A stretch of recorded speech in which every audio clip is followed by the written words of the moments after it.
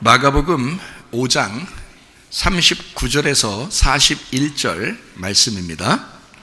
들어가서 그들에게 이르시되 너희가 어찌하여 떠들며 우느냐? 이 아이가 죽은 것이 아니라 잔다 하시니 그들이 비웃더라. 예수께서 그들을 다 내보내신 후에 아이의 부모와 또 자기와 함께한 자들을 데리시고 아이 있는 곳에 들어가사 그 아이의 손을 잡고 이르시되 달리다굼 하시니 번역하면 곧 내가 네게 말하노니 소녀야 일어나라 하심이라. 아멘. 참 귀한 말씀이죠. 달리다굼, 여러분의 그 인생에서도 달리다굼 있으시기를 바랍니다. 우리의 영혼도 일어나셔야 되고 우리의 몸도 일어나셔야 되고, 그죠? 그래서 건강하게 주를 위해서 사셔야 합니다. 이 시대는 더욱더 그렇죠. 여러분과 제가 진짜 존귀한 사람들이 되셔야 합니다. 진짜 존귀한 사람이 어떤 사람이냐? 하나님과 닮은 사람, 이게 진짜 존귀한 사람입니다. 하나님이 인간을 만드실 때 하나님의 형상대로 우리를 만드셨거든요. 그것을 선악과 먹고서 타락을 하니까 인간이 다 요모양 요꼴로 이렇게 살아가고 있는 거예요. 그런데 이것을 다시 하나님의 형상으로 바꾸어서 하나님의 그 존귀한 자로 만들면, 그러면 이제 우리는 가장 존귀한 생애를 살아갈 수가 있는 것입니다. 하나님께서 우리를 왜, 어떻게 만드셨는가? 왜 만드셨나 우리를? 창세기의 1장에 보면 남자와 여자를 만들었다고 해놓고 창세기 2장 7절에 보니까 뭐라고 돼 있냐면 하나님이 흙에다가 그 코에 생기를 불어넣어서 어떻게 만들었다고 우리를? 사람을 만들었다는 거예요. 그러니까 하나님의 형상대로 1장은 얘기해 놓고요, 그리고 2장 7절에는 실제로 그 하나님의 형상이 입은 사람들이 어떻게 살아가야 될 것인지, 왜 내가 너희를 만들었는지, 너희를 이렇게 만든 거야, 그 만든 이유가 이거야 라고 하면서 창세기 2장 7절에 흙에다가 코에다가 생기를 불어넣어서, 생기는 하나님의 호흡이며 하나님의 생기, 피이며 하나님의 물이란 말이에요. 그것이 들어갔다고요. 그래서 이 흙덩어리가 살아났단 말입니다. 그 창세기 2장 7절에 이렇게 만든 이유를 창세기 2장 5절에는 뭐라고 되어 있냐면 여호와 하나님이 땅에 비를 내리지 아니하고 땅을 갈 사람이 없었으므로 그랬습니다. 땅을 갈 사람이 없었어요. 땅을 만들어놨는데 땅을 갈 사람이 없는 거예요. 그 갈 사람이, 그 갈이라는 말이 이 아바드라는 말이에요. 이 아바드라는 갈이라는 말이 예배한다는 말입니다. 농사한다는 말입니다. 우리의 마음을 갈아엎어서 예배해야 된다는 그 사람을 만들기 위해서 창세기 2장 7절에 흙덩어리에다가 생기를 불어넣어주고 말씀을 주고 하나님은 예배하게 만들어서 그 예배의 장소가 어디냐면 에덴 동산인 거예요. 그 에덴 동산에다가 이 사람을 갖다 거기다가 집어넣은 거란 말이에요. 무슨 말인지 아시겠죠? 사람이 없으면 에덴 동산이 필요 없죠. 사람이 없으면 에덴 동산은 필요 없어요. 에덴 동산은 먼저 에덴 동산을 만들어 놓고 사람을 거기다 이 사람을 만든 게 아니고요, 성경을 창세기 2장을 잘 보면 에덴 동산이 먼저 만들어졌어요, 사람을 먼저 만들었어요? 잘 모르시겠죠? 이렇게 그냥 쭉 읽어 나가니까 그런 거예요, 그죠? 에덴 동산이 먼저 나와요, 사람을 만든 게 먼저 나와요? 사람을 만든 게 먼저 나와요. 이렇게 사람 만들어 놓고 그 다음 이어서 바로 에덴 동산을 하나님이 만드시사 그곳에 사람을 갖다 놓고 예배하게 하셨다, 그런 거예요. 그러니까 에덴 동산은 뭘 말하는 거예요? 우리의 마음이고 교회를 말하는 거란 말이에요. 우리의 마음, 우리의 심장이 있는 교회, 거기에다가 에덴 동산에서 예배하게 하려고 아담을 거기다 갖다 놓은 거예요. 예배하게. 그러니까 창세기 2장 5절 7절에 보니까 예배할 사람을 하나님이 필요로 해서 하나님이 만드셔가지고 하나님의 형상으로 만든 이유, 목적이 뭐라고요? 우리를 예배하게 하려고요. 그러니까 예배할 때 우리는 가장 행복하셔야 합니다.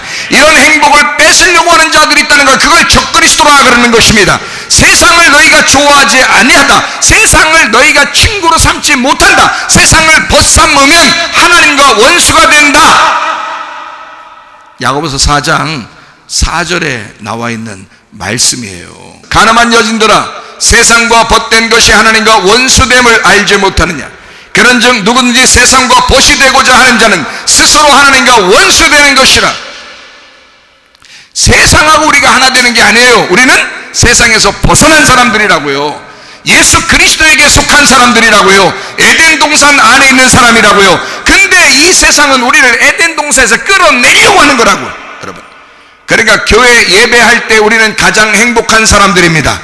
그때 우리는 가장 하나님의 우리를 만드신 만드신 목적에 가장 합당한 사람이고 존재 이유가 드러나는 것이죠. 그게 우리란 말이에요. 예배 드릴 때, 그러니까 이 세상이 얼마나 우리를 미워하겠냐고. 예배 못 드리게 하고 어떻게든지 교회에서 빼내려고 하니까 교회 가지 마라, 교회 성경책도 만지지 마라, 이렇게 왜 그러겠냐고요. 세상이 왜 그러겠냐고요. 우리를 예배 드리지 못하게 하려고 하는 것입니다. 에덴 동산 안에 있지 못하게 하려고 하는 것입니다. 거기에서 어떻게든지 빼내서 어떻게든지 벗어나게 하려고 하는 것입니다. 여러분, 이해가 돼요? 무슨 말인가? 이 세상 지금 돌아가는 게 어떤지 아시겠어요? 앞으로 점점 더하면 더했지 덜하지는 않을 것입니다. 교회 사람들을 이미 미워하기 시작했어요. 그래서 이것을 점점, 성경에서는 예수님 제자 시대 때나 지금 우리 시대 때나 하나님을 진짜 잘 믿는 사람들은 말이에요, 핍박을 당하게 돼 있다고 하는 거예요. 고난을 당하게 돼 있다는 거예요. 그 가운데서 우리를 빛나게, 우리를 단련하여 순금으로 만드는 것이 하나님의 목적인 거죠. 그러니까 예배하게 만들려고 우리를 창조하셨다. 하나님께서는 에덴 동산을 먼저 만든 게 아니에요. 교회를 먼저 만들 이유가 없죠. 교회에 예배 드릴 사람이 없는데 교회를 먼저 뭐하러 만들겠습니까? 이해가 돼요? 하나님이 아담을 만들었으니까 이 아담이 예배하게 하려고 그 장소가 필요해서 에덴 동산을 만드는 거죠. 무슨 말인지 아시겠죠? 그러니까 하나님은 먼저 누가 오셔야 되는 거야? 우리 보고 너희들 예배 드려라, 예배 장소, 교회를 만들어서 너희가 예배 드리라, 이렇게 하지 않아요. 그건 종교죠. 그건 종교들은 예수님이 오기 전에도 이미 다 있었습니다. 그렇죠? 그러나 예수가 와야 그 예배할 진짜 예배자, 하늘에서 내려온 진짜 예배자가 있어야 교회가 만들어지는 것이라 이 말이에요. 그래서 예수가 십자가 못 박혀 돌아가시고, 그리고 성령이 우리에게 오셔서 그 성령을 통하여 교회가 세워진 것이라 그 말입니다. 그러니까 우리는 예배할 수밖에 없죠. 그렇게 예배하는 자들이 이 우리 존재 목적이 여기서 드러나는 것입니다. 하나님이 우리를 가장 기뻐하시는 거예요. 생각해 보세요. 예배하는 사람이 가장 행복한 거예요. 가장 존재 이유가 있는 사람들이에요. 예배를 하나님이 목적하에 우리를 만드셨어, 인간을 만드셨으니까. 근데 그런 예배를 말이요, 한 번이라도 더 드리다가 천국 가야지. 생각해 보세요. 한 번이라도 더 예배 드리다가 천국 가야지라는 마음을 가져야 되는데, 삐끔 한 번 교회 왔다가 집에 가면 다 예배 다 드렸다는 거야. 그것도 누가 만든 거예요? 악령이, 귀신이 여러분 속에 들어와서 너 그 정도만 해, 대충, 야 적당히 해라, 적당히. 야, 네 생각을 좀 적당히 해라. 응? 네 생각을 좀 적당히 해. 잘 생각해. 우리가 예배는 한 번이라도 더 드려야 된다고요. 교회에 한 번이라도 더 있어야 된다고. 여러분, 그 교회를 사랑해야 된다고. 이거를 여러분 세상 보면 모르겠어요. 세상은 우리를 교회에서 빼내려고 한다고요. 교회 가지 말라는 거예요. 왜? 너희들 교회 가면 싫어. 자기들이 싫어하는 거야. 그게 악령이 싫어하는 거지, 그게 하나님이 싫어하는 거겠어요? 악령이 싫어하는 거는 하나님이 좋아하는 겁니다. 악령이 좋아하는 거는 하나님이 싫어하는 것입니다. 그렇잖아요? 그게 선과 악이라고 하는 거예요. 빛과 어둠이라고 그러는 거예요. 하늘과 땅이라고 그러는 거예요. 육과 칠이라고 하는 거예요. 여러분, 우리는 육을 따르는 사람이 아니라 칠이라는 영을 따르는 사람들이란 말입니다. 여러분과 제가 분명히 하셔야 돼요. 여러분을 만드신 하나님의 목적에 상실된 사람이 되면 안 됩니다. 우리는 예배할 때 가장 행복합니다. 예배할 때, 우리 청년들이 예배할 때 가장 행복하다고 찬양하잖아요. 그러니 얼마나 행복한지, 이게 진짜라고요. 이거 진짜라고요. 예배할 때 우리는 내가 살아있구나. 예배할 때 내가 살아있구나. 내가 하나님과 연결되어 있구나. 내가 하나님의 사람이지, 나는 하나님의 형상으로 만들어진 사람이지 라고 여겨지는 거죠. 그게 사람인 거지. 그냥 되나 안 되나 음란하고, 되나 안 되나 거짓말 치고, 되나 안 되나 욕하고, 되나 안 되나 승질 부리고, 되나 안 되나 욕심 부리고, 이런 사람들이 뭔 하나님의 형상을 닮은 사람입니까?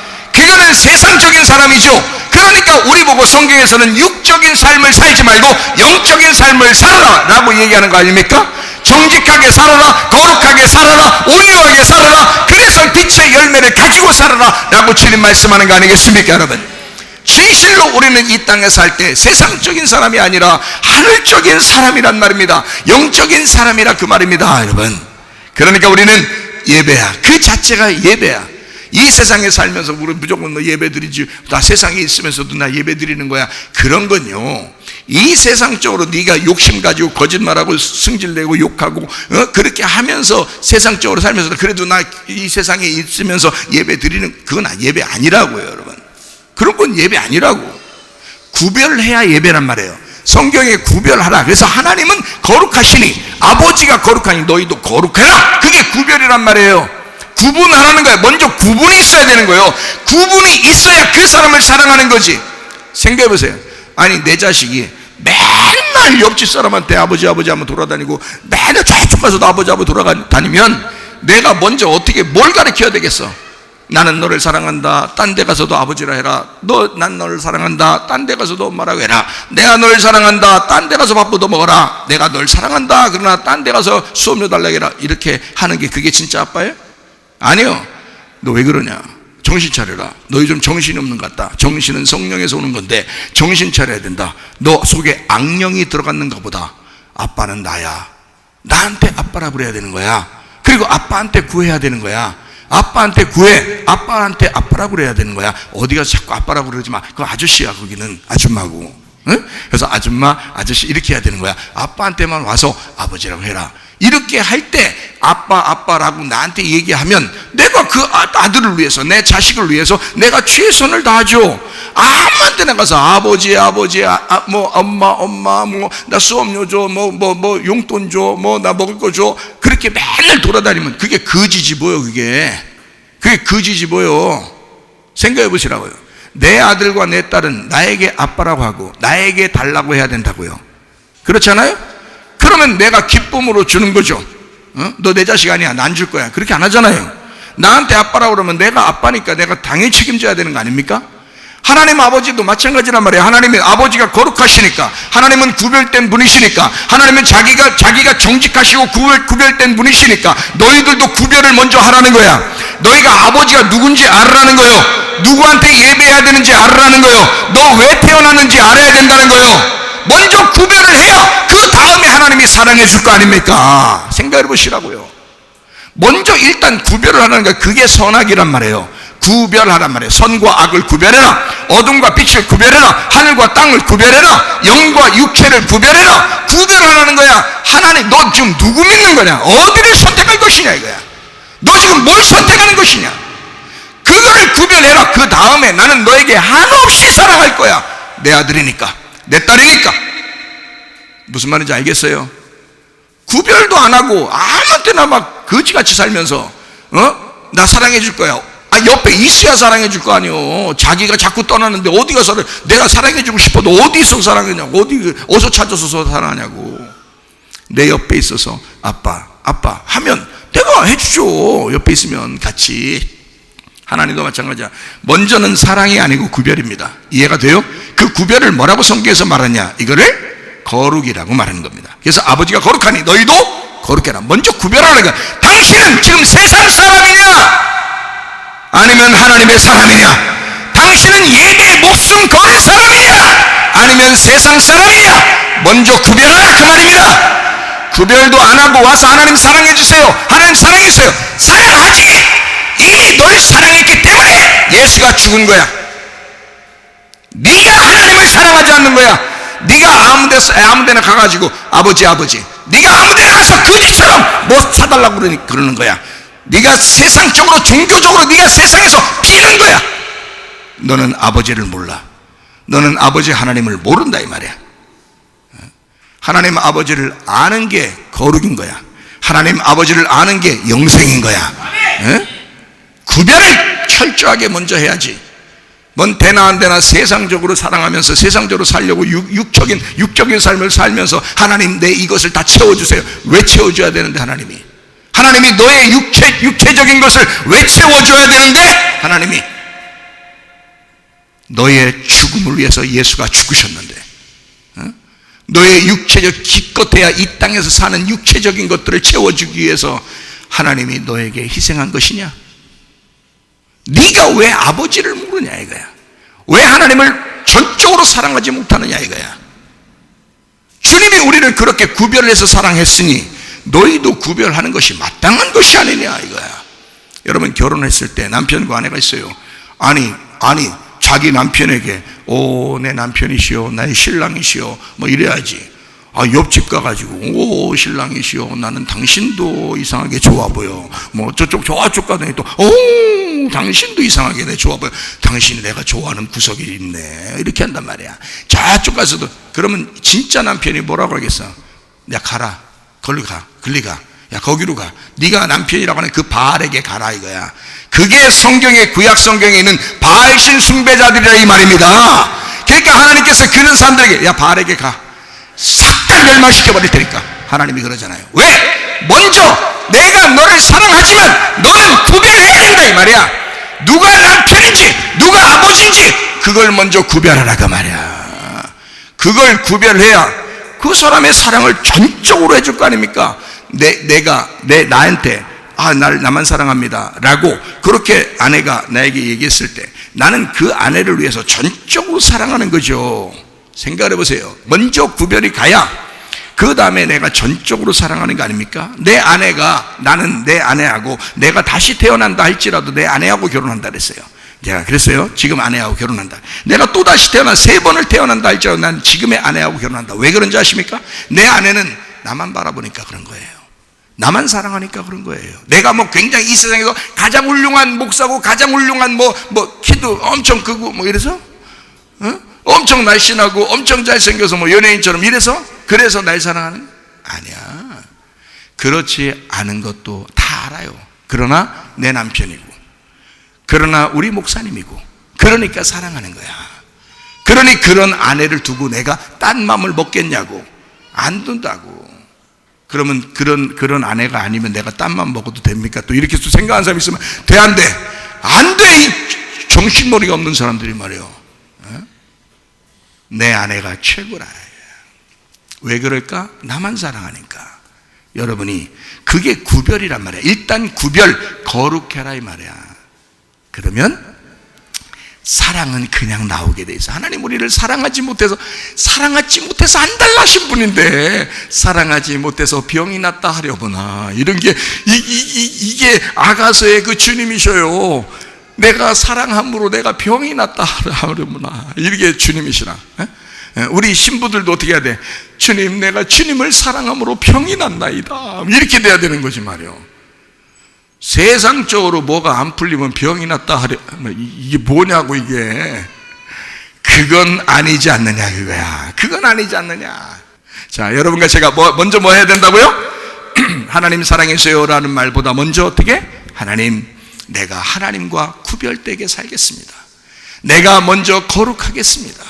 하나님, 나를 위해서 거룩하신 하나님, 나를 만드신 목적이 거룩하게 만들려고 했구나. 나의 존재 이유를 이렇게 만들었구나. 나를 예배하게 만들었구나. 그래서 여러분이 예배하는 이 자리가 가장 행복한 자리입니다. 여러분, 옷 매무새를 다시 하고, 옷을 입고, 그리고 깨끗한 옷을 입고, 또 준비해가지고 막 화장도 이렇게 다 하고, 그리고서 교회에 나오는 그 모습이 여러분이 가장 이 세상에서 태어나서 죽을 때까지의 모든 모습 중에 가장 아름다운 모습이라 그 말입니다. 하나님이 보실 때 가장 그 존재가 가장 귀한 그 시간이라 그 말입니다. 이것을 뺏어버리려고 하는 게 적그리스도라 이 말이야. 그걸 뺏어버리려고 하는 게. 그러니 우리는 적그리스도의 말을 듣지 않고 하나님의 말씀을 들으셔야 된다. 거룩한 하나님에게 내 마음을 돌려야 된다. 이해가 되겠어요? 예배할 때 행복합니다. 예배할 때 행복합니다. 주님과 하나가 될 때 행복하다. 자, 여인이 하나 나옵니다. 혈루병 여인이 나와요. 근데 이 혈루병 여인이 마가복음 5장에 보니까요, 혈루병 여인이 나와요. 혈루병 여인이 나오는데 그 혈루병 여인이 예수님의 옷자락을 어떻게 했어요? 만졌어요. 만지니까 옷자락하고 만진다는 얘기는 하나가 된다는 거예요? 둘이 된다는 거예요? 하나가 된다는 거예요. 이게 만졌다는 말은 하나가 됐다는 얘기예요. 이것을 찢으면 둘이 되는 거예요? 하나가 되는 거예요? 찢으면 둘이 되는 거예요. 이거를 만지면 하나가 되는 거예요. 알겠어요? 그러니까 혈루병 여인은 지금 예수님의 그 옷자락을 이렇게 만져요. 그럼 하나가 됐다면 나 당신하고 하나 되고 싶어요. 그러니까 말은 못하지만 그 예수님에게 옷을 잡으면서 나는 당신과 하나가 되고 싶습니다. 왜 이러는 거죠? 여러분 그 룻기서 알죠? 룻기서. 그 룻기서 보면 그 룻이라는 여자가 나와요. 근데 이 룻이라는 여자가 사실 이렇게 형편없죠? 형편없는 여자예요.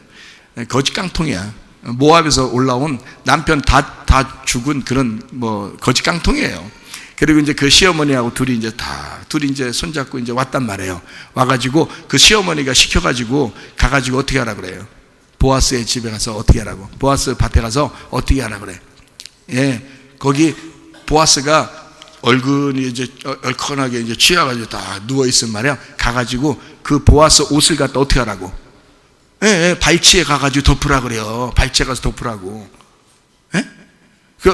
그 옷이 이렇게 위에도 있고 아래도 있을 거 아니에요. 그러면 위에도 덮고 아래도 이렇게 있을 거 아니에요. 그죠? 그러면 위에 덮으면 안 되나? 아니잖아. 발치에 덮으라 그래요. 왜? 아래에서 덮으라는 거야. 그 아래에서 덮으라는 얘기는 뭐야? 하나 되라는 거예요. 야, 너 가가지고 보아스하고 하나가 돼야 돼. 보아스하고 하나가 돼야 돼. 거기 그 보아스가 너의 신랑이 될 거야. 너 그 보아스하고 하나 돼야 돼서 거기서 옷을 덮는 거예요. 그랬더니 보아스가 일어나서 어떻게 해요? 아, 깜짝이야. 그래서 깜짝이야. 사실 그렇지만 깜짝이야 해놓고 막 소름이 돋았어요. 아니면은 기분이 좋았어요. 깜짝 놀란 건 깜짝 놀란 거지만 소름이 돋지는 않았어요. 웬 이쁜 여자가 거기서 있는 거예요. 괜히 기분 좋아요. 승질나요. 괜히 기분 좋은 거예요. 성경에 보아스가 부인이 있다는 얘기가 있어요, 없어요? 없어요. 부인이 있다는 얘기가 안 나와요. 그러니 이 이쁜 여자가 와가지고 거기서 다 누워있으니 얼마나 기분 좋겠냐고요. 아이, 깜짝이야 했지만 웃음이 절로 나오는. 그러니까 입을 귀에다 걸면서 보아스가 네가 웬일이니? 이러냐? 네가 웬일이니? 그러니까 룻이 이제 그냥 보아스 신랑 대신 앞으로 신랑 될 그 보아스시여, 주인이시여, 당신의 옷자락으로 나를 덮으소서. 당신 옷으로 나를 덮으소서. 내가 그 부분을 보고 얼마나 울었나 몰라요. 내가 그 부분을 보고 얼마나 울었나 몰라요. 당신의 옷으로 나를 덮으소서. 나는 당신하고 하나가 안 되면 거짓 강도입니다. 나는 아무것도 아닌 존재입니다. 당신의 옷으로 나를 덮으소서. 당신하고 하나가 되고 싶습니다. 이 룻은 너무 절박했습니다. 너무 절박했어요. 그게 자기의 생명이고 그게 자기의 살아갈 이유였습니다. 보아스가 걱정하지 마라. 룻이여, 걱정하지 마라. 내가 너를 책임지겠다. 그렇게 말을 해요. 그러면서 양식을 이렇게 담아가지고 시어머니한테 갖다 주라고 그렇게 말합니다. 그 시어머니가 교회예요. 교회. 그 시어머니에게 갖다 줘라. 너는 나의 신부가 될 것이다. 그 교회가 그 룻이 나를 신랑이신 예수님하고 연결시켜 준 것입니다.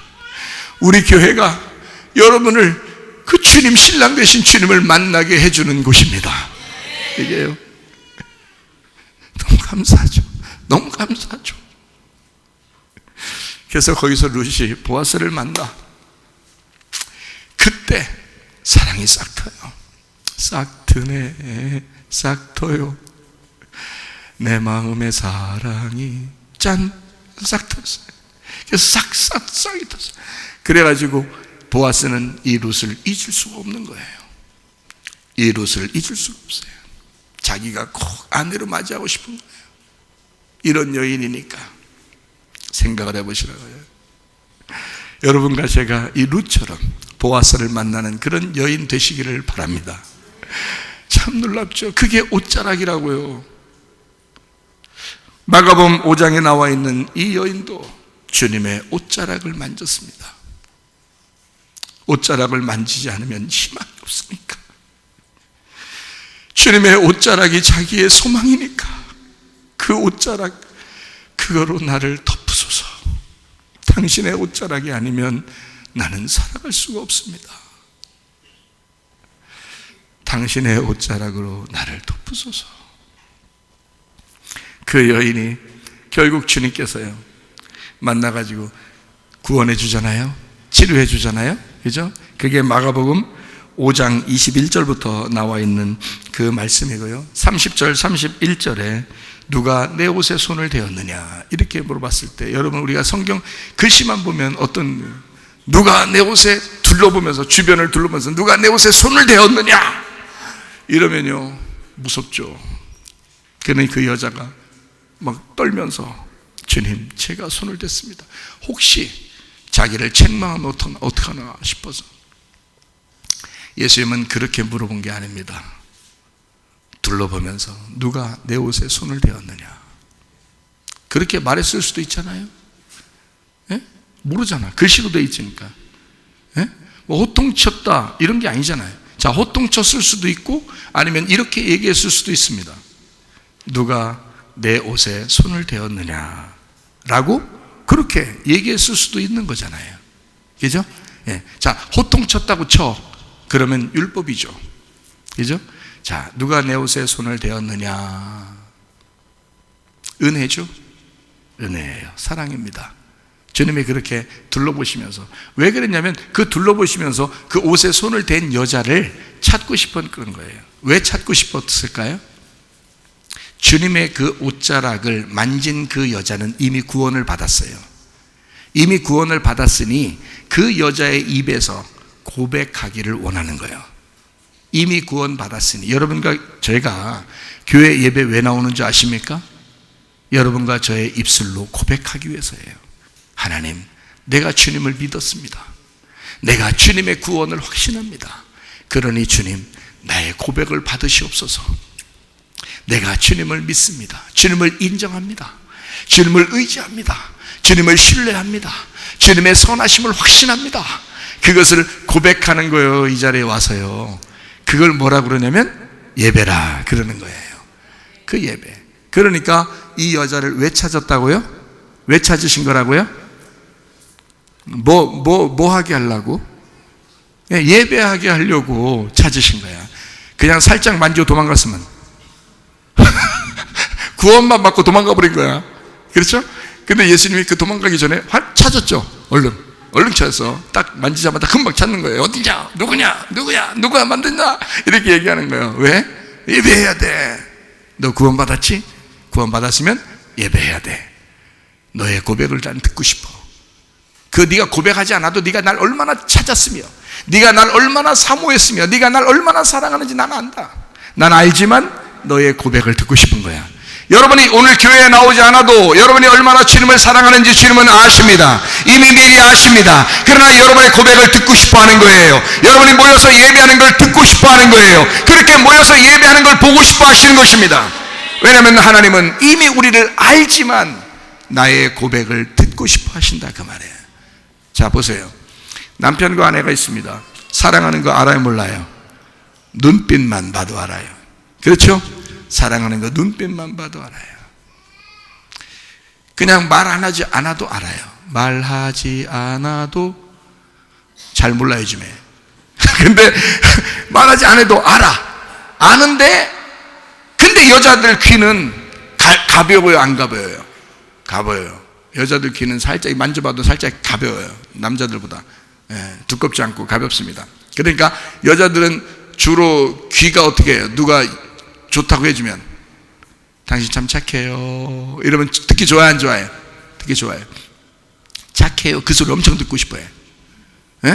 아, 이쁘네요. 오늘 참 옷 이쁘게 입었네요. 얼굴은 아니지만 옷은 참 이쁘게 입었네요. 이렇게 옷을 칭찬한 건데, 이게 얼굴 얘기는 안 했어요. 그냥 옷이 참 이쁘네요 그랬어요. 지금 얼굴 얘기는 안 한 겁니다. 근데도 기분 좋아요, 안 좋아요? 좋아요. 그러니까 저 칭찬한 건, 지금 옷을 칭찬한 건 잘 몰라 지금 여자는. 그러니까 어쨌든 무조건 이쁘다 그러면 좋아하고, 날씬하다 그러면 좋아하고, 그리고 이렇게 뭐 똑똑하다 하면 좋아하고, 참 이게 지혜롭다 하면 좋아하고 말이에요.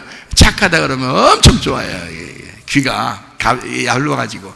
근데 그거를 말하지 않아도 착해요, 안 착해요? 착해요. 말하지 않아도 착한 사람 많아요. 대부분 착하지. 뭐 여기서 뭐 그냥 다 나쁘게만 하겠어요? 남편한테나 그러는 거지 다른 사람들한테 다 착하죠 뭐. 여자들이 착한데, 그 착한데 말이에요. 그 착한데 그거를 자기가 안 들어도 착하다는 걸 다른 사람도 알아. 저 사람은 말 안 해도 알고 자기도 착하다는 거 알아요. 그런데 얘기해 주면 기분 좋아, 안 좋아?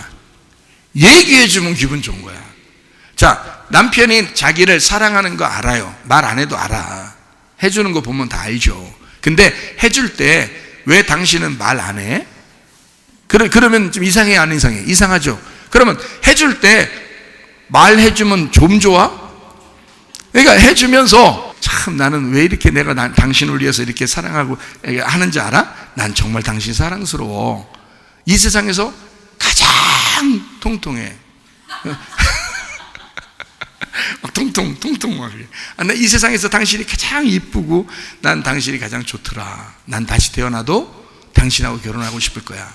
이렇게 얘기해주면, 그렇게 말 안 해도 원래 그렇게 하거든요. 주로 남자들은 다시 여러분 지금 사는 여러분하고 같이 살려고 그래요. 여자들은 그런 마음 안 가져도. 남자들은 대부분 그런 마음을 갖고 있거든요.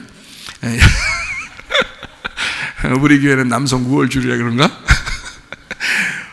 이 우월한 남성들이 말입니다, 대부분 자기 지금 부인하고 같이 살려고 그래요. 다시 태어나도 그렇게 산다 이렇게 생각하는데, 그거를 말해주면 좀 좋냐고. 그러니까 말을 해주면 여자는 말 안 하고 그냥 다음에 태어나도 내가 다시 살 거야 하는 거를 속에 마음만 가지고 말 안 해주면 알아요, 몰라요?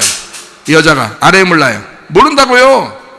모른다고. 근데 말해주면 속에는 다른 사람하고 내가 살지, 너하고 내가 미쳤냐? 다음번 태어나면 내가 너랑 살게? 미쳤냐? 내가 돌았지 않았으면 다시 태어나면 반드시 내 다른 여자를 찾을 거다라고 속에는 생각해도 겉으로 나는 당신하고 같이 다음에 태어나도 당신하고 살 거야 하면 그걸 듣기 좋아해, 안 좋아해요? 그런 거 듣기 좋아한다고. 그러니까 이게 여자는 귀가 가볍기 때문에 얘기해주면 무조건 좋아해요. 예? 이렇게 그냥 무조건 여자들은 좋아한다고. 왜 그래요? 여자는 귀가 얇아서 그런 거예요. 여자는 귀가 얇은 동물들이에요. 그러니까 누가 얘기해 주는 걸 굉장히 좋아합니다, 여자들이. 남자들보다 훨씬 더 좋아하는 게 여자들이에요. 알면서도 아이 거짓말 치지 마 그래놓고 집에서는 밤새도록 생각합니다. 거짓말 치지 마 해놓고 집에 가서 밤새도록. 그러니까 이 정도로 여자들은 귀가 얇아서 그런 거거든요. 그러니까 이게 귀가 얇게 만들어 놓으신 분이 누구예요? 귀 얇게 만들어 놓으신 분이 누구예요? 위에 계신 하나님이에요. 여자를 그렇게 만들어 놨는데 어떡하냐고. 여자를 그렇게 만들어 놨어요. 그러면 그렇게 만드신 하나님도 어떻다는 거야? 귀가 얇으시다는 거야. 귀가 얇으시다는 거야. 하나님도 그 얘기 듣고 싶어, 안 듣고 싶어? 하나님, 내가 사랑은 다 알죠? 나 이제 오늘부터 1년 동안 사랑한다는 말 안 하고 그냥 가만히 있으면 기도도 안 하고, 그러면서도 당신 사랑하는 거 이미 아시고 그냥 알고 계셔요. 오늘부터 내가 얘기 안 할 테니까. 그렇게 해야 되겠어요? 아니면 주님, 틈만 나면 사랑합니다. 주님, 틈만 나면 사랑합니다. 내가 당신 얼마나 사랑하는지 아셔요? 내가 주님 사랑합니다. 주님 없이는 못 살겠어요. 주님의 옷자락으로 나를 덮으소서. 너무너무 사랑합니다. 주님 사랑합니다. 사랑합니다. 사랑합니다. 그렇게 계속 말하는 걸 하나님이 좋아하실까, 안 좋아하실까? 좋아해요. 하나님이 네가 사랑한다는 말 귀찮아 죽겠다, 야 하지 마라, 그렇게 하시겠냐고. 여자들한테 정말 당신 이뻐, 정말 사랑해, 이렇게 말하는 거 신경질 나요? 신경질 안 나죠? 주님도 신경질 안 부리십니다. 우리가 예배하는 거, 예배하러 모이는 거, 이거 하나님이 기뻐하시는 거라고요. 하나님 싫어하지 않습니다. 왜 말로 표현하지 않냐고요. 말로 표현하는 거, 주님 앞에 내 행동으로 표현하는 거, 내 생각으로 표현하는 거, 하나님 나는 주님밖에 없어요, 이렇게 구별해서 하나님을 사랑한다는 그 마음을 보이는 것이 당연한 것이 아니겠느냐 이 말이에요. 이것은 하나님 앞에 예배하는 자의 자세라는 거죠. 그렇게 예배하는 자를 위하여 에덴 동산을 만드셨고, 그 에덴 동산이 지금의 교회이니 예수 그리스도를 통하여 교회가 생겨나 그 교회에서 예배 드리는 자들을 만들어 예배할 때 너가 가장 값어치 있는 자야. 너는 예배할 때 가장 행복해야 되는 거야. 이 세상에서 가장 행복한 순간, 행복한 시간이 언제인 줄 알아? 예배하는 시간이야 라고 우리 주님께서 우리에게 말씀하신다 그 말입니다. 그렇죠? 감사하죠. 그래서 이 여자도 어떻게 해요? 옷자락을 덮으소서. 옷자락을 만졌어요. 그리고 주님은 둘러보시면서 뭐라 그래? 야, 누가 나를 만졌느냐? 누가 내게 손을 대었느냐? 물으시나이까. 누가 내게 손을 대었느냐? 진동시켜가지고, 누구야? 감히! 이렇게, 지금 이런 말투인 것 같아요? 무조건 이런 말투인 것 같아요? 그런 건 아닌 것 같죠? 주님이 그래, 누가 내게 손을 대었느냐? 그럼 몰라서 그래? 예수님이? 촉보면 삼천리인 우리 주님의 눈이 그걸 몰랐을까? 알죠. 어떤 여인인지 알아. 그러나 그의 믿음을 칭찬해주고 싶은 거야. 그의 믿음을 사랑하고 싶은 거야. 그의 믿음의 고백을 칭찬해주고 싶은 거예요. 여러분이 오늘 이 자리에 예배드리러 안 와도 주님을 사랑하는 마음을 알지만, 주님이 여기 여러분의 이 자리에 오면서 예배하는 여러분의 모습, 여러분이 오면서 그 예배하는 그 모습을 보고 싶은 거예요. 칭찬해주고 싶은 거예요. 주님이 여러분에게. 주님이 그 예배를 드리면서 여러분을 갖다가 혹독하게 다루시고 율법으로 치려고 그러는 게 아니라 여러분을 어떻게든지 칭찬해주고 싶은 거라고요. 너희들 예배할 때 가장 행복할 거야. 그 예배하는 여러분을 칭찬하고 싶을 거란 말입니다. 그러니까 둘러보시는 거예요. 누가 손을 대었느냐? 여인이 떨면서 주님 앞에 그럽니다. 제가 손을 대었습니다. 주님이 저를 구원해 주셨습니다. 그랬더니 주님이, 야, 참 네 믿음이 너를 구원했느니라. 그 칭찬이에요. 그 칭찬이라고요. 그러면서 기뻐하는 거예요. 그 여인도 기뻐하고 주님도 기뻐하시는 겁니다. 그 자리가 뭐가 된 거예요? 그러니까 그 자리가 에덴 동산이 된 거야. 그 자리가 뭐가 된 거예요? 예배당이 된 거야. 예배당은 여러분 신랑과 신부가 만나는 장소예요. 옛날 같으면 우리나라의 조선시대 방앗간이죠. 옛날 조선시대 방앗간은 뭐 하는데? 여자 남자가 만나는 데예요. 방앗간이 만나는데, 만나서, 방앗간은 뭐 하는 데인가요? 원래가? 여자 남자 만나려고 방앗간 만든 건 아니잖아요. 방앗간은 원래 왜 만든 거예요? 방아찌려고 만든 거야. 거기서 추수해 놓으면 이 알곡과 이 쭉정이를 어떻게 해요? 타작하적이죠? 타작마당이란 말이에요. 타작마당, 그 방앗간이 타작하는 거예요. 탈곡한다는 거야. 탈곡하고 타작하는 거야. 그게 뭐야, 방앗간이? 지금으로 말하면 어디예요? 우리가 어디 앉아 있어 지금? 예배당에 앉아 있어. 예배당에 앉아가지고 여기서 뭐 하고 있어요? 탈곡하고 있는 거야. 말씀을 지금 탈곡하고 있는 거잖아요. 무슨 말인지 아시겠어요? 여기가 방앗간이라니까요. 그래, 방앗간은 옛날부터 뭐 하는 거라고? 남자 여자가 만나는 데라고. 뭘로 만나? 껍질과 알곡을 분리하고 탈곡하고 거기서 알맹이를 구분해내는 그 장소가 방앗간이라고요? 거기서 쪄가지고 떡도 만드는 거라고요? 이해가 돼요? 그러면 여기서 우리가 방앗간이니까 우리 교회에서 어떻게 해요? 말씀을 탈곡해가지고 예수님과 하나가 돼서 어떻게 생명의 떡이 되는 거란 말이에요. 무슨 말인지 알겠어요? 그래서 이 장소가 방앗간이라고요. 여러분, 참 놀라운 장소죠. 그러니까 남녀가 있으니까 방앗간도 중요한 거지, 남녀가 없는데 방앗간이 뭔 중요해요? 사람도 없는데. 에덴 동산이 왜 중요하냐면 아담이 있으니까 에덴 동산이 필요한 거 아니에요.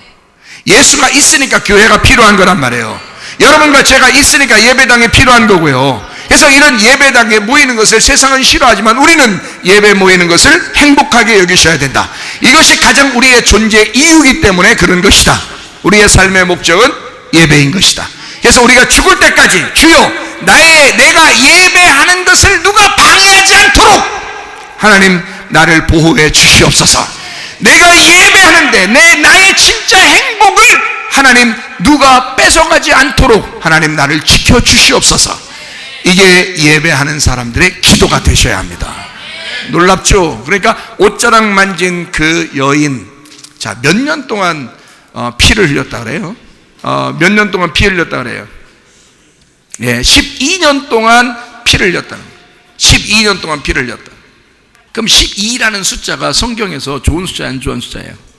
좋은 숫자예요. 엄청 좋은 숫자입니다. 12라고 하는 건 3 곱하기 4, 하늘에 계신 3이 땅이라는 이 4에 와서 십자가에 못 박혀 돌아가시면 부활해서 완성되는 천국이 12라는 것입니다.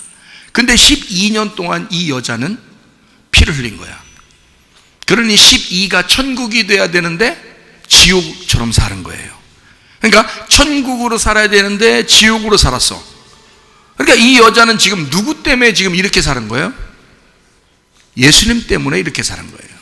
요한복음 9장에 보면 맹인이 이렇게 그 소경이 됐을 때 그 소경이 소경된 것이 조상적부터 부모의 죄 때문입니까? 이 사람의 죄 때문입니까? 물어보니까 예수님이 뭐라 그래요? 부모의 죄도 이 사람의 죄도 아니고 이 사람은 뭐 때문에 있는 거다? 하나님의 영광을 위해서 소경이 된 자다. 그리고 날 때부터 소경이다 이런 거예요. 날 때부터 소경. 이 말은 무슨 말이에요? 날 때부터 죄가 없는 자이다. 자, 날 때부터 죄가 있는 자이다라는 말인데, 날 때부터 죄가 있는 자인데 날 때부터 죄가 없는 자이다 이 말이에요. 소경이니까. 그렇죠? 그래서 성경에 요한복음 9장에 보면 이렇게 쭉 뒤에 마지막에 보니까 눈 뜬 놈은 죄인이고 눈 감은 사람은 죄가 없느니라 이렇게 된 거예요. 그러니까 날 때부터니까 예수님이 예수님이 맹인과 똑같이 와가지고 이 자기의 반쪽인 맹인이라는 이 땅의 예수를 하늘의 예수가 와서 만나가지고 둘이 결혼을 함으로 하나가 되는 이 장면이 실로암이라 그랬죠. 그 실로암이 교회란 말이에요. 이해가 되겠어요? 그러니까 그 실로암에서 예수님이 결혼식 하는 거예요. 결혼식장이 실로암이다. 자, 이 여자는 지금 길거리가 지금 예배당이었. 거기가 교회가 되는 거예요. 그 길이. 그렇죠? 그러니까 거기 누가 있으면 무조건 교회예요? 예수가 있으면. 예수만 있으면 거기가 방앗간이고, 예수만 있으면 거기가 결혼식장이고, 예수만 있으면 거기가 교회란 말이에요. 그렇죠? 그러니까 우리가 지금 여기 예수님이 같이 이렇게 만났는데 이 여자가 12회, 그러니까 12이 원래는 천국이 되어야 되는데 이 여자는 예수님을 만날 때까지 지옥처럼 사는 거예요. 그러니까 예수님이 그 지옥처럼 사는 이 여자를 자기의 반쪽인 여자, 천국이 왔으니 지옥은 벗어져야 되거든요. 그러니까 이 지옥처럼 있는 이 반쪽인 어둠, 자기에게 있는 이 여자, 나의 신부가 지금 어둠이다. 지금 이 여자가 죽음이다. 이 여자가 사망이다. 나는 천국인데 이 여자는 사망이야. 그러니 이걸 갖다가 바꾸어 가지고 천국으로 만들어서 한 짝이 돼야 되겠죠. 그러니까 이 여자를 예수님께서 길거리에서 만나서 거기서 결혼식장이 되는 거예요. 이 여자는 이 주님을 만짐으로써 결혼식을 하려고 하는 거예요. 이해가 돼요? 요한복음 4장에 보면 사마리아 여자는 우물물을 뚫어오면서 항상 누구를 생각했어요? 메시아가 오면 나와 결혼할 건데 라는 생각을 한 거예요. 그랬더니 예수님이 뭐라고 그래요? 내가 메시아야. 네가 그토록 기다리던 메시아야. 나는 위에 있는 물이었다라고 하면서 얘기해 주잖아요. 마찬가지로 이 여자도 12의 혈류병을 계속 피가 흐르는 겁니다. 피가 흐르는 거예요. 예수님이 딱 오니까 어떻게 피가 탁 멈추는 거예요. 그죠? 예수님 만나니까 피가 딱 멈춰요. 희한하죠? 희한하네. 그 참 희한하네. 예수님 만지니까 피가 멈췄더라. 그 피가 멈추면 그 다음에 이제 어떻게 돼요? 피가 멈추면 지옥이요? 이제 천국이요? 천국이 되는 거야. 피가 멈추니까 지옥에서 이제 천국으로 바뀌는 거예요. 자, 이게 무슨 말이냐, 이게. 그럼 피가 원래 그럼 나쁜 거예요? 예? 피는 뭐라 그래요? 레위기 17장 11절의 말씀에 보니까 피는 뭐라? 생명이다. 피는 생명이다. 그러니까 여러분이 피는 생명이라 그러니까 우리는 다 누구 붙들고 지금 가는 거예요, 천국에? 예수님 붙들고. 예수님의 뭐를 붙들고 가는 거예요? 예수님의 피를. 예수님의 피가 뭐니까? 생명이니까. 그러니까 우리는 지금 생명이라고 말을 하니까 굉장히 좋은 것처럼 여긴단 말이에요. 맞죠? 그러니까 생명이라고 하니까 좋은 것처럼만 여긴다고. 그러니까 피를 붙들고 천국 간다, 생명을 붙들고 천국 간다, 이렇게 분명히 금방 얘기하잖아요. 그죠? 그런데 사실 생각해 보면 피가 왜 생명이 된 거예요? 피가 왜 생명이 된 거예요? 피를 흘렸다 그러면 어떻게 되는 거예요? 생명이 소실됐다는 거야. 그러면 피를 흘렸다 그러면 성경에서는 뭐 동물의 피도 잡고 뭐 이렇게 뭐 예수님의 피도 이렇게 흘리고 이러잖아요. 그러면 그게 뭐가 흘러진 거예요? 그러면 생명이 흐른 거 아니에요? 그의 생명이 흐른 거 아니에요? 그죠? 그러면 그의 생명이 흘렀다는 말은 뭐예요? 그럼 자기가 목숨이 죽었다는 말이, 그러니까 생명이 아니라 죽음이었던 거지. 피는 생명이 아니라 죽음인 거지. 그러니까 여러분이 생각할 때는 그냥 무조건 피, 생명 이렇게 도형을 딱 만들어가지고 도식을 딱 만들어서 그렇게 생각을 하니까 그냥 무조건 좋은 거 이렇게 생각하니까 그런 거죠. 사실은 피 그러면 죽음이라는 거죠. 피를 흘리면 죽음이라는 거예요. 그죠?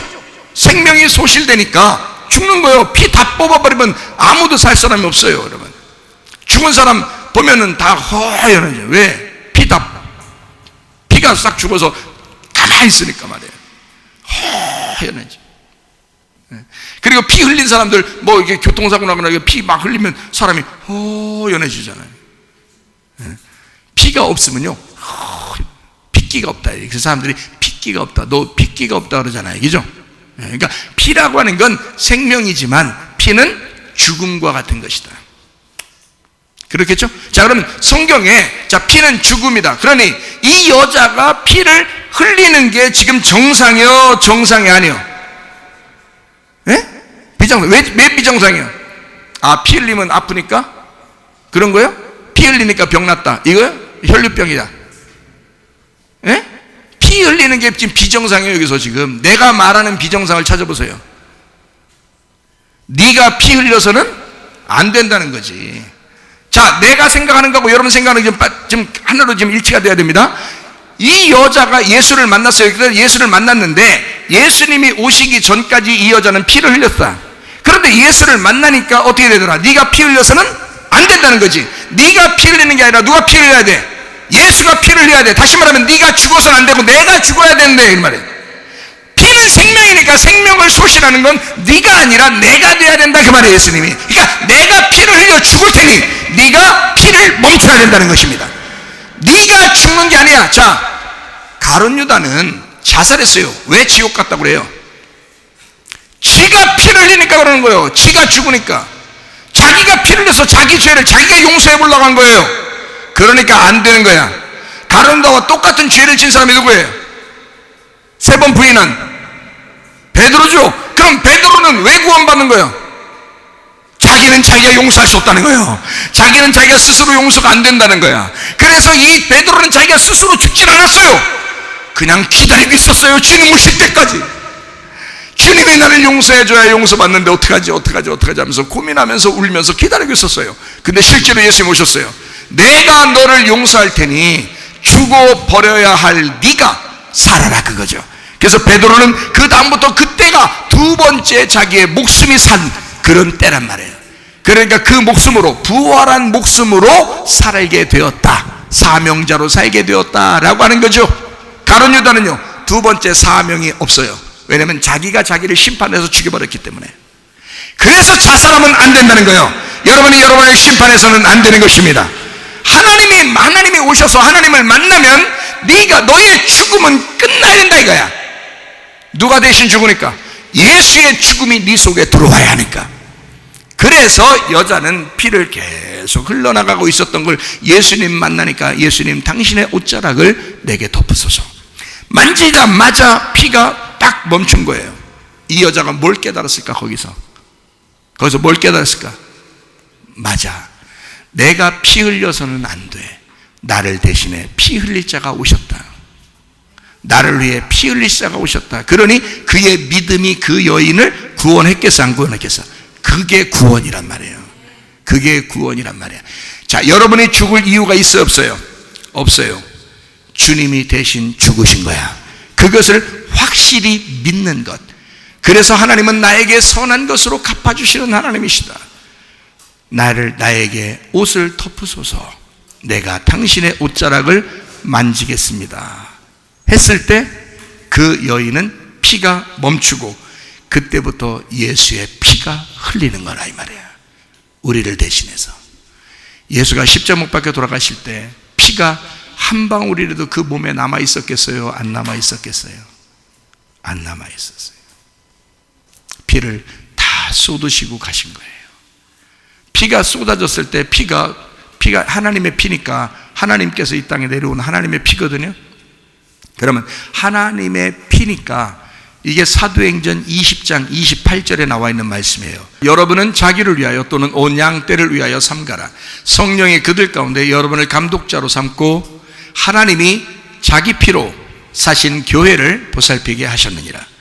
자, 교회는 무슨 피로 사셨다고요? 하나님의 피로 사셨다고. 누가 피를 흘렸어요? 예수님이 피를 흘렸는데 그걸 누구 피라고 그랬다고? 하나님의 피라고. 왜? 그 피는 어디서 온 거니까? 하늘에서 온 거니까. 그 하늘에서 온 피를 어디다 다 쏟아버렸어요. 땅에다 다 쏟아놓고 가신 거라고. 이해가 돼요? 그 피가, 이 땅은 피로 범벅이 되고 이 땅은 피가 철철 흘러 이 땅이 구원받는 거라고요. 여러분, 예수, 하늘에 있는 하늘의 피가 이 땅에 내려와 이 땅을 적시고 이 땅이 구원받는 거라 그 말이에요. 이게 그래서 예수는 이 땅에다 피를 다 쏟아놓고 가신 분이라고요. 그러니 하늘나라 올라가니까 빛이 나왔나? 빛이 나지? 하나죠. 피 없지. 하늘에 그 피가 필요해 안 필요해? 왜 천사들이 왜 하얀지 알아요? 피가 없어. 피가. 그러니까 여러분이 웃으셔 속으로. 아유, 그래, 농담도 잘하셔. 그렇게 웃는 여러분이 그러면 그게 아니야. 진짜야. 하늘나라에 무슨 천사들이 피가 있어요. 생각해 보시라고. 피 없으니 허연멀건하지 다. 그러니까 다 빛이 나지. 그냥 허연하지 다. 예? 생각해 보시라고요. 하늘에는 그 피가 필요 없잖아. 어디에만 필요한 거야, 피가? 이 땅에 살면서 피가 필요한 거야. 이 땅에 우리가 살아야 되니까 그 피를 주신 거예요. 살기 위해서, 이 땅에 살기 위해서. 하늘나라에 무슨 피가 필요해요?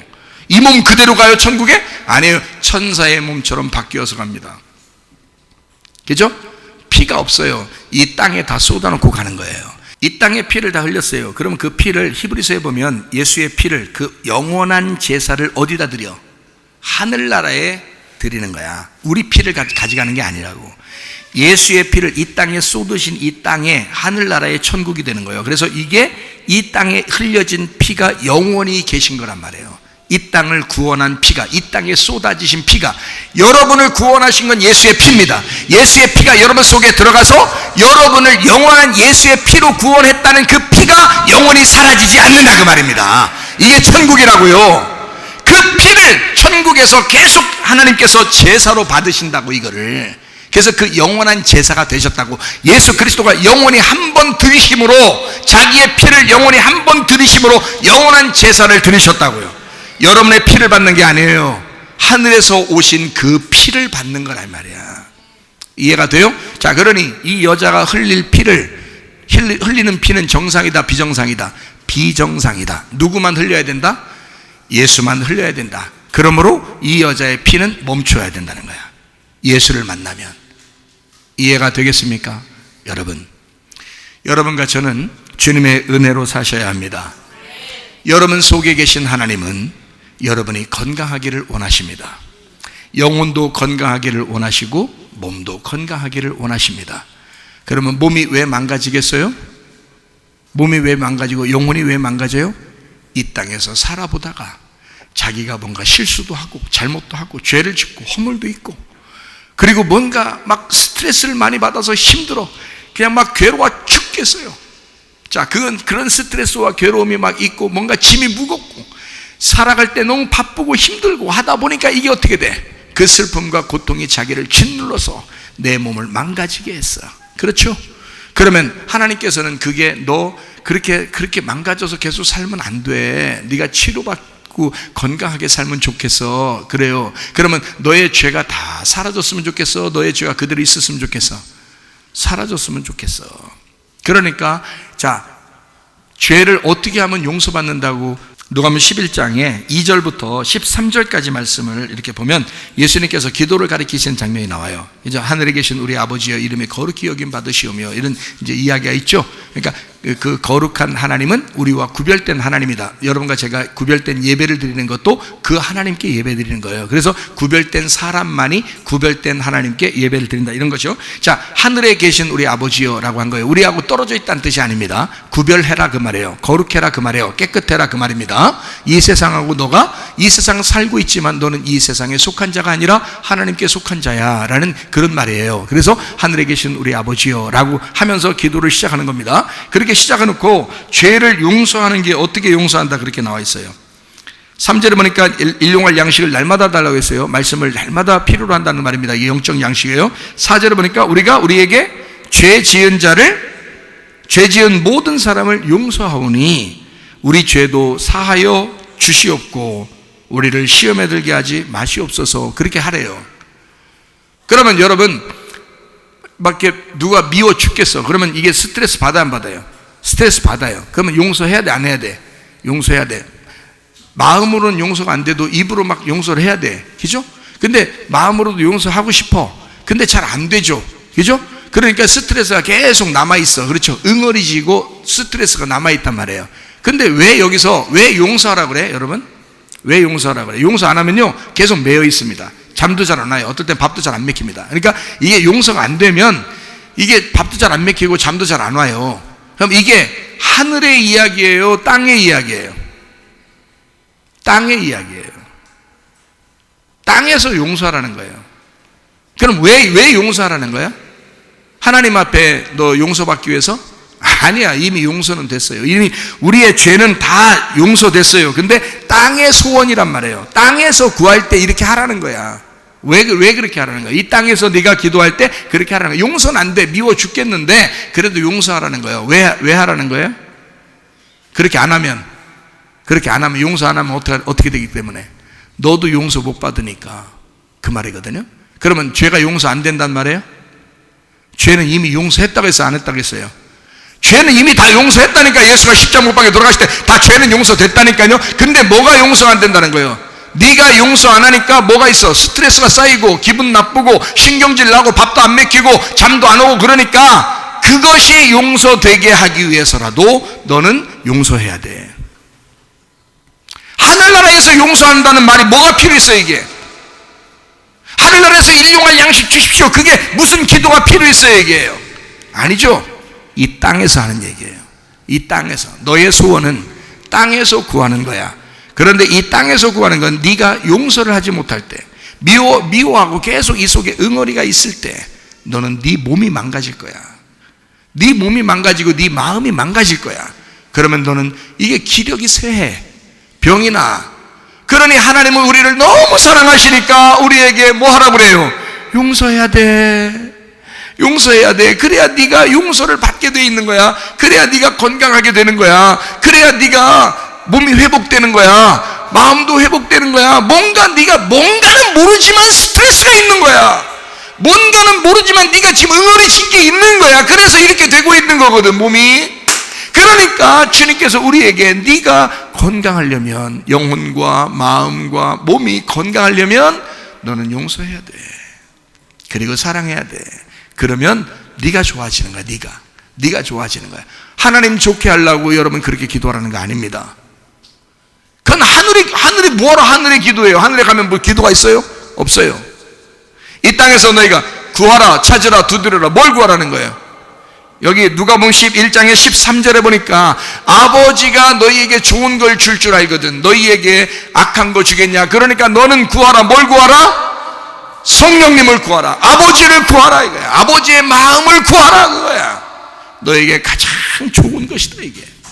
하나님의 성령이 여러분 속에 오시면요, 하나님의 성령이 여러분 속에 오시면 여러분을 갈 바를 알지 못하는 우리들에게 여러분의 길을 인도하실 것입니다. 우리에게 그 성령이 말씀하실 것입니다. 마음으로 말씀하실 것입니다. 너 이렇게 해야 돼, 너 저렇게 해야 돼. 하나님의 성령께 귀를 기울이면 그 마음으로 이야기하실 것입니다. 그러면 우리의 마음이 고쳐질 것이고 우리의 몸도 고쳐질 것이고 하나님의 성령으로 충만한 사람들에게 하나님이 역사하시면 우리는 반드시 그 성령 안에서 예배하는 자가 될 것이다 그 말입니다.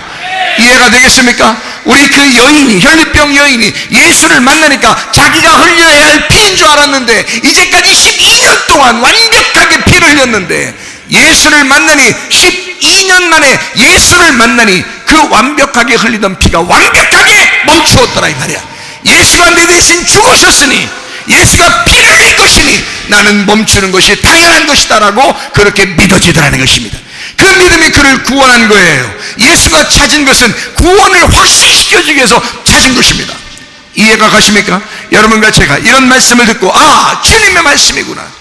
내게 하시는 그 주님의 말씀, 하나님의 성령이 내 속에 들어와 내 속에 성령이 장악하시면 내 속에 성령이 충만하게 되면 내 영혼도 내 몸도 이미 용서받은 나를 왜 내가 용서해야 되냐라고 하는 그 주님의 마음은 네가 용서를 받기 위해서다.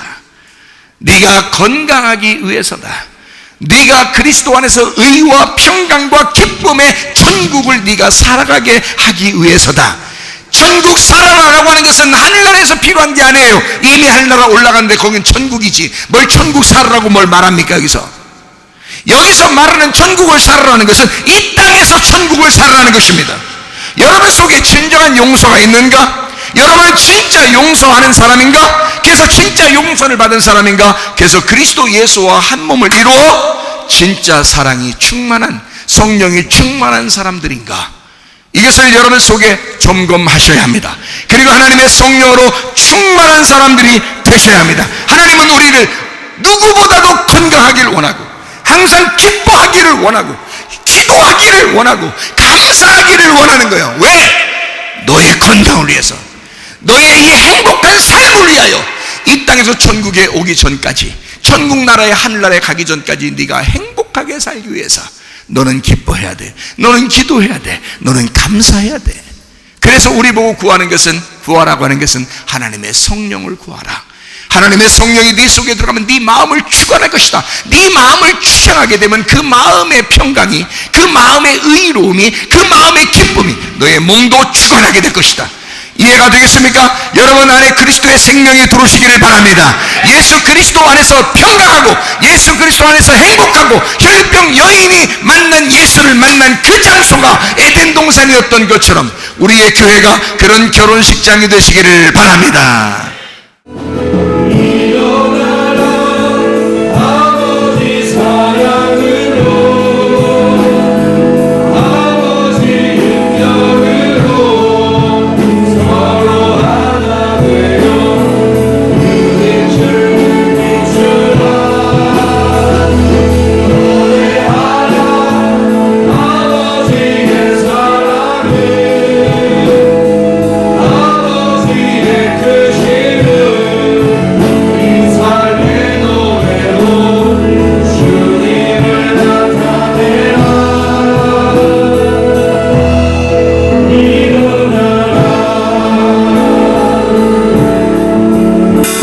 기도합니다. 하나님, 나는 잠자고 있는 자인가? 우리 하나님, 나를 깨워 주시옵소서. 하나님 아버지, 내 영혼을 깨워 주시옵소서. 하나님, 죽어있는 내 영혼을 살려 주시옵소서. 하나님, 그리스도 예수 안에서 생명을 얻어 주의 사랑으로, 그 성령의 충만함으로 살아가기를 소원합니다. 기도합니다. 우리 하나님 아버지여, 사랑과 은혜를 감사를 드립니다.